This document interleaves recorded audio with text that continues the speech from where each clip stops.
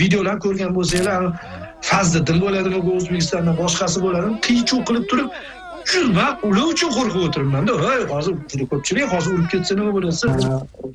Davron bilan o'sha mashinada kirib kelyapmiz. Juda ko'p anaqa muxlislarni ko'rdik. Har xil qahramonlarni, obrazlarni yasab olgan muxlislar. Shuni bizni muxlislar majbur qildi deb o'ylayman, bor-ku. Amir Temur bo'lib keladi, Jaloliddin Manguberdi bo'lib keladi. Ko'rmagan narsalarni ko'rishadi.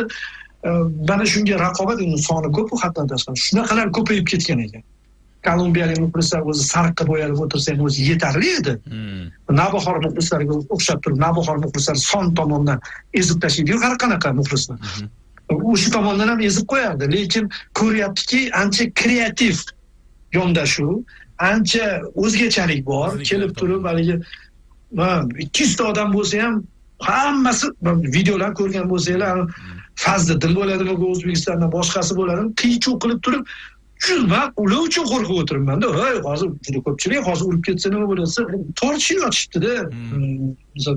Bizda bosh markaz sektorida Farruh kelgan, Diyor PFL rahbari bo'lib turib, muxlislarga qo'shilib, hamma haligi o'zidan qanaqa yordam kerak bo'lsa, mahallada bo'ladi, bir kilo guruch bo'lsa ham olib chiqay deb turib, hamma o'zini yordamini qilib yuribdi-da. Mana shu kartinani ko'rdik. Endi biz terma jamoa bilan birga bo'lganligimiz uchun ular qo'shila olmasdik, iloji yo'q edi.